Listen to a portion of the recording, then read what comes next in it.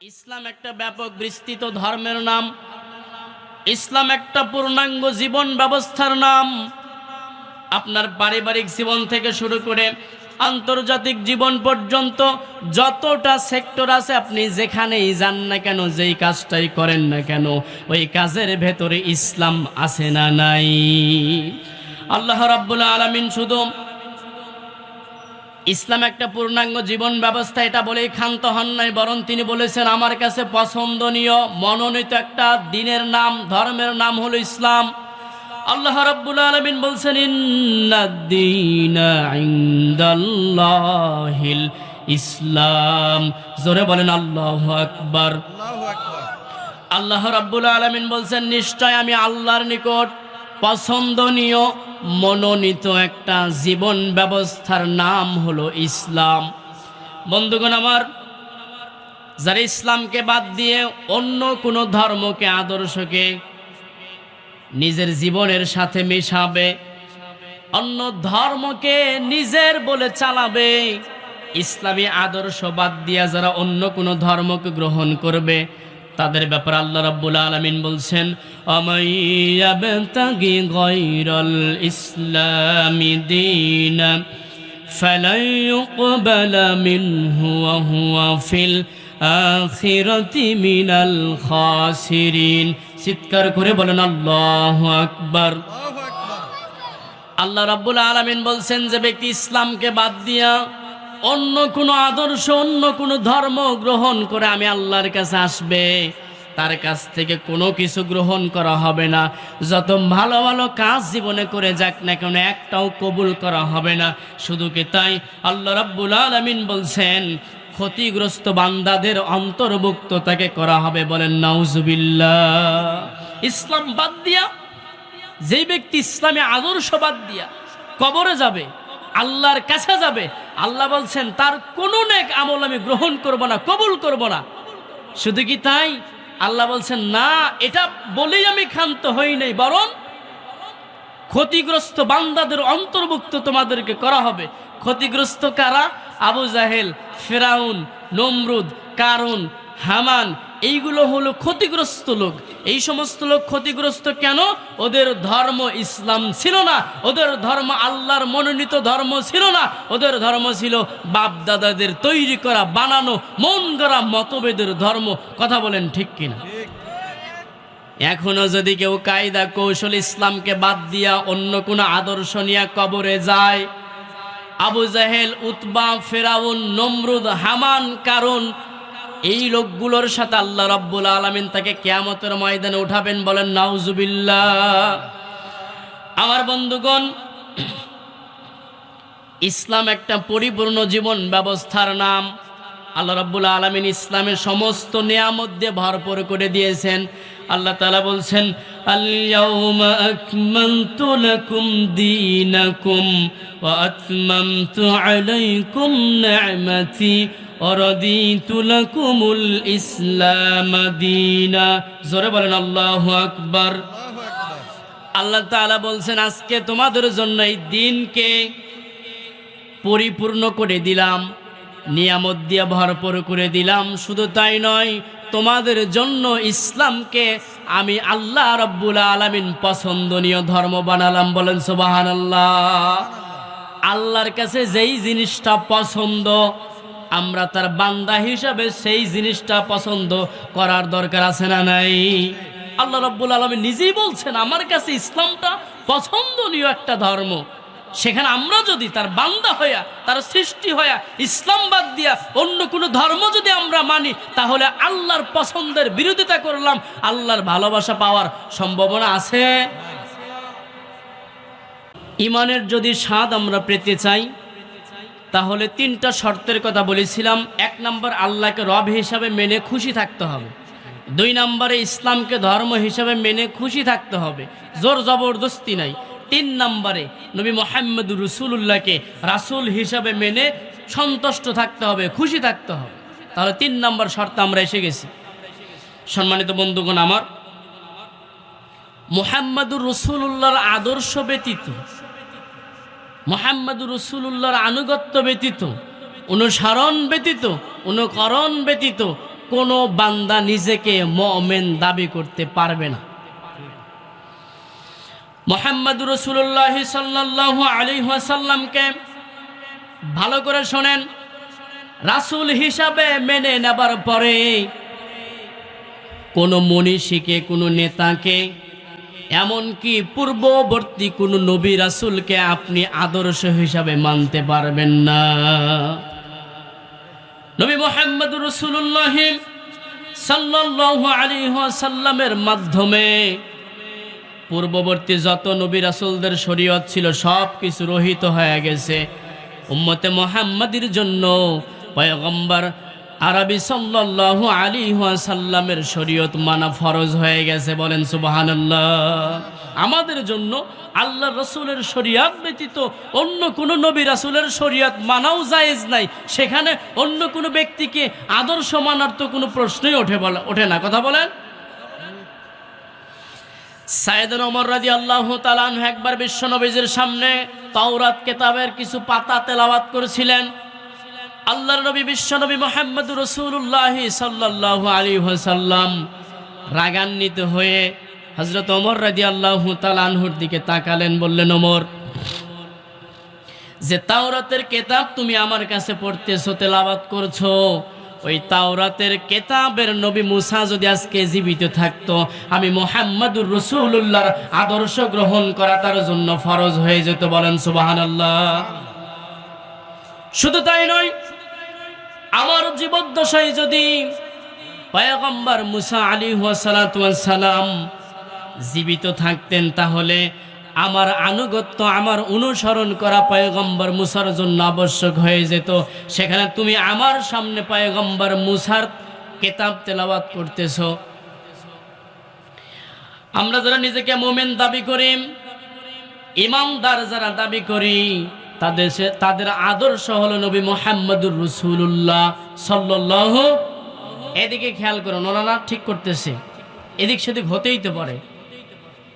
এদিকে খেয়াল করেন, আল্লাহ রাব্বুল আলামিন পবিত্র কোরআনুল কারীমে বলছেন, লাকাদ কানা লাকুম ফি রাসূলিল্লাহি উসওয়াতুন হাসানা। আল্লাহ রাব্বুল আলামিন বলছেন, নিশ্চয় তোমাদের জন্য মুহাম্মদুর রাসূলুল্লাহর জীবন উত্তম আদর্শ রয়েছে। বলেন সুবহানাল্লাহ। মুমিনরা কখনো আল্লাহর রাসূলের আদর্শ বাদ দিয়ে অন্য কাউকে আদর্শ মানতে পারে না। আর যারা আল্লাহর রাসূলকে আদর্শ বাদ দিয়ে অন্য কাউকে আদর্শ মানে, তারা কখনো মুমিন হতে পারে না। আমার বন্ধুগণ, যে ব্যক্তি মুহাম্মদুর রাসূলুল্লাহ সাল্লাল্লাহু আলাইহি ওয়াসাল্লামের অনুসরণ করবে, আল্লাহ রাব্বুল আলামিন তাদের ব্যাপারে পবিত্র কোরআনুল কারীমে সুসংবাদ দিয়ে বলেন, কুল ইন কুনতুম তুহিব্বুনাল্লাহ ফাত্তাবিউনি ইউহিব্বুকুমুল্লাহু ওয়া ইয়াগফির লাকুম যুনুবাকুম আল্লাহু গফুরুর রহিম। জোরে বলেন সুবহানাল্লাহ, আর জোরে বলেন সুবহানাল্লাহ। আল্লাহ রাব্বুল আলামিন বলছেন, হে নবী, আপনি বলেন, যারা আল্লাহকে ভালোবাসতে, যারা আল্লাহর ভালোবাসা পেতে চায়, আপনি তাদেরকে বলেন, আচ্ছা বলেন তো দেখি, আমরা আল্লাহর ভালোবাসা পেতে চাই কি চাই না? তাহলে আপনাদের কি আল্লাহ রাব্বুল আলামিন বলছেন, হে নবী, আপনি তাদেরকে বলেন, যারা আল্লাহর ভালোবাসা পেতে চায় তারা যেন আপনি নবীকে অনুসরণ করে। আপনি নবীকে অনুকরণ করলে আমি আল্লাহ রাব্বুল আলামিন নিজ দায়িত্বে তাদেরকে ভালোবাসবো। বলেন সুবহানাল্লাহ। আমরা আল্লাহর ভালোবাসা চাই, আর আল্লাহ বলছেন, তোমরা যদি আমার নবীর অনুসরণ ইতাআত করতে পারো, তোমরা আমার কাছে চাওয়া লাগবে না, আমি আল্লাহ রাব্বুল আলামিন নিজ দায়িত্বে তোমাদেরকে ভালোবাসবো। সুবহানাল্লাহ। শুধু কি তাই? আল্লাহ রাব্বুল আলামিন বলছেন, আমি শুধু তোমাদেরকে ভালোবাসবো তা না, বরং আমি তোমাদের জিন্দেগির যত গুনাহ আছে সবগুলো গুনাহ মাফ করে দেব। বলেন সুবহানাল্লাহ। তাহলে আল্লাহ রাসূলের অনুসরণ এটা আজ যদি আমরা করতে পারি, আল্লাহ তাআলা বলছেন, আমি নিজে তাদেরকে ভালোবাসবো এবং আমি তাদের জিন্দেগির ঘটে যাওয়া যত গুনাহ আছে সবগুলো গুনাহ মাফ করে দেব। বলেন সুবহানাল্লাহ। আজকের এই বয়ান থেকে এতটুকু কথাও যদি আপনি নিতে পারেন যে আমি যদি আল্লাহ রসুলের অনুকরণ করি, আল্লাহ তাআলা নিজে আমাকে ভালোবাসবেন, আমার জিন্দগির গুনাহগুলো মাফ করে দিবেন, তাও এই মাহফিল সার্থক। কথা বলেন ঠিক কিনা? আমার বন্ধুগণ, আল্লাহর নবীকে যারা ইতাআত করেছিলেন, অনুকরণ করেছিলেন, তারা নিজেদের বাস্তবতার সাথে নিজেদেরকে মিলিয়েছিলেন।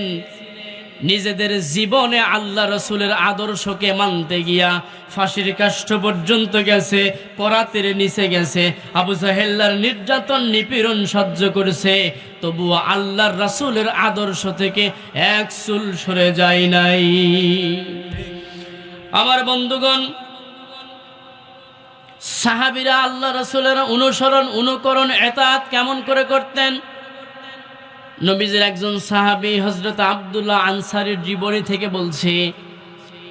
আব্দুল্লাহ আনসারী রাদিয়াল্লাহু তাআলা আনহু মসজিদে নববীতে আল্লাহর রাসূলের পেছনে নামাজ আদায় করতেন ঠিক, কিন্তু যেতেন সবার পরে আর বের হয়ে আসতেন সবার আগে।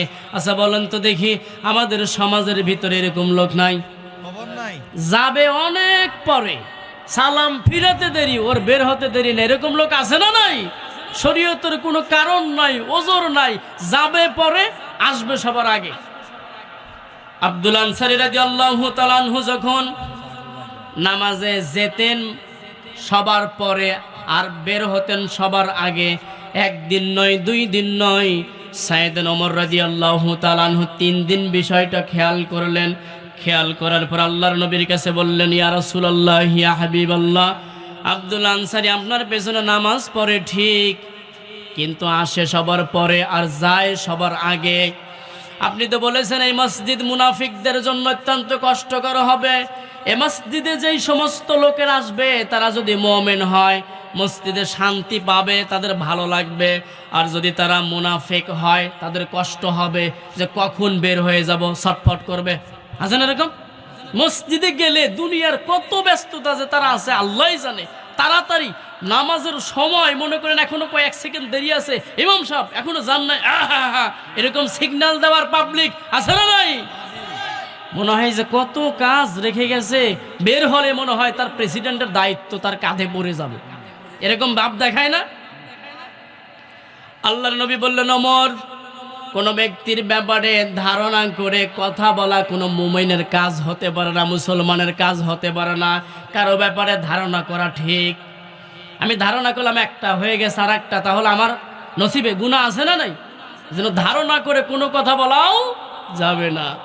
আল্লাহর নবী বললেন, ওমর, ধারণা করে কথা বলো না, বরং চলো আমরা তার বাড়িতে যাই, একটু খোঁজ নেই যে কেন সেই কাজটা করে। কি কাজ? মসজিদে আসে সবার পরে আর যায় সবার আগে, মনে আছে তো?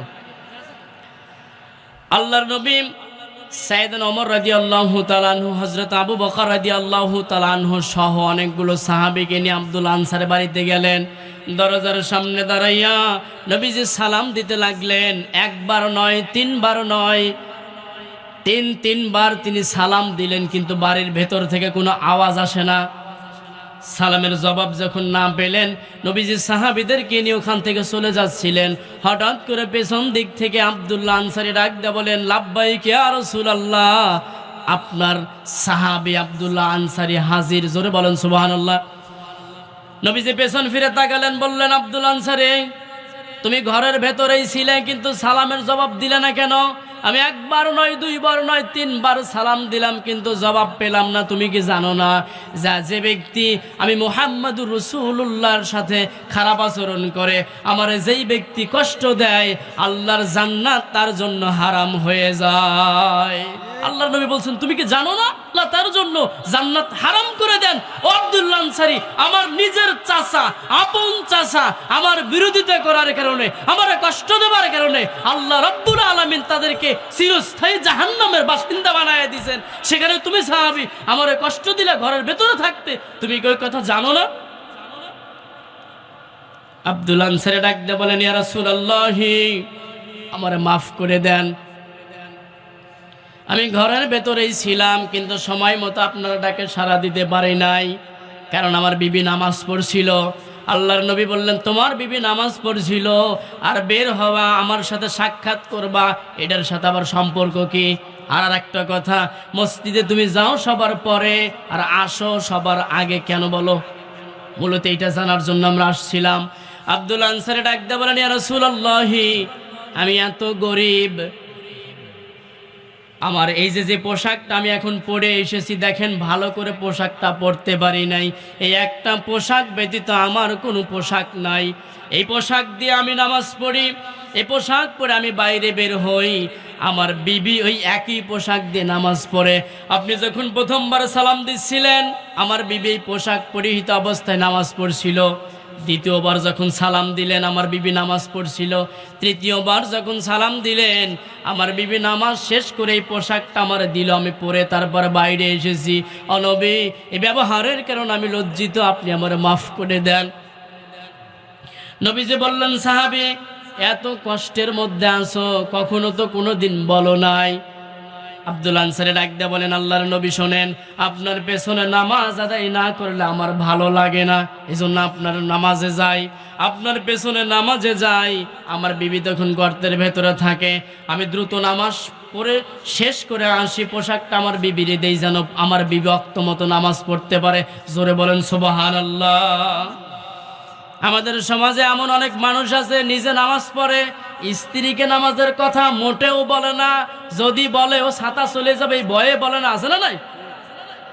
নিজে মহাবুজুর্গ, স্ত্রী নামাজ পড়ে না, সন্তান নামাজ পড়ে না, নামাজের কথা বলেও না, অথচ আল্লাহর নবী বলছেন কি, শোনো, তোমার সন্তানের যখন বয়স হবে 10 বছর তখন তোমার সন্তানরে নামাজের জন্য বলো, যদি না শুনে তাহলে পিটাও, আর 7 বছর থেকে 10 বছর বয়স পর্যন্ত তারা নামাজের ট্রেনিং দাও, আহ্বান করো। আমাদের অনেকের সন্তানের বয়স 20 বছর কিন্তু নামাজের কথা বলি না, আছে না নাই? আবার বলে শীতের রাতে কষ্ট করে ফজর নামাজে যাবো, বাবা তুই ঘুমা, আছে না এরকম? অথচ উচিত ছিল আমরা যখন নামাজে যাব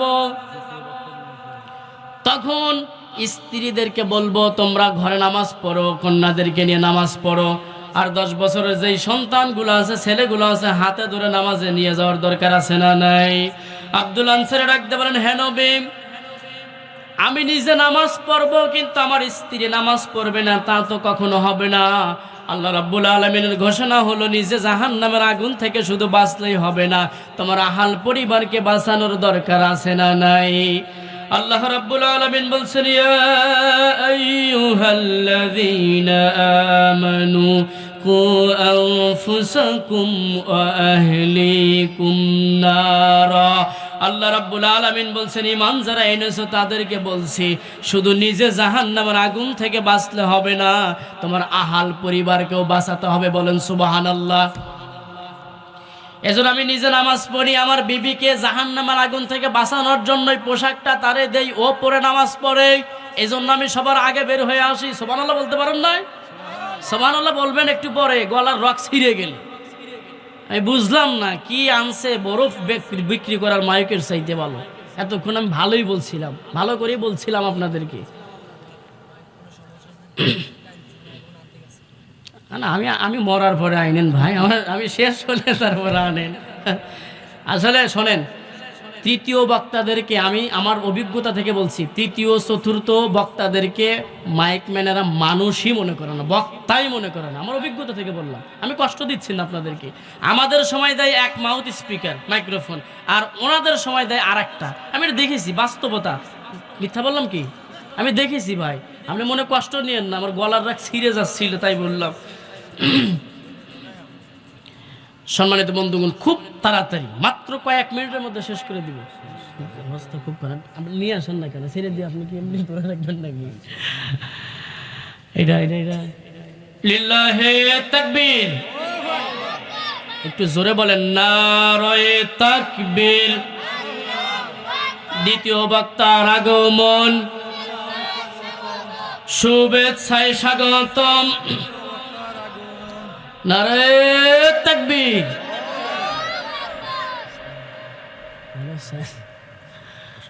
মাইকেলাকে আমি একটু 2 মিনিট নিচ্ছি, আমি শেষ করে দেবো, সমাপনী দিন শেষ করে দিচ্ছি। আমার প্রিয় ভাইরা, এরপরে আব্দুল্লাহ আনসারী রাদিয়াল্লাহু তাআলা আনহু যখন নবীজিকে এই কথাগুলো বলছিলেন, সাহাবীরা আল্লাহর নবী চোখের পানি ছেড়ে চিৎকার করে করে কান্না শুরু করলেন। আহারে আব্দুল আনসারী এত কষ্টের মধ্যে আছে, তবুও জামাত ত্যাগ করে নাই। আমাদের মধ্যে অনেক মানুষ এরকম আছে, কোনো কিচ্ছু নাই, শরীয়তের কোনো ওজর নাই, তারপরও মসজিদে জামাতে শরীক হয় না, আছে না নাই?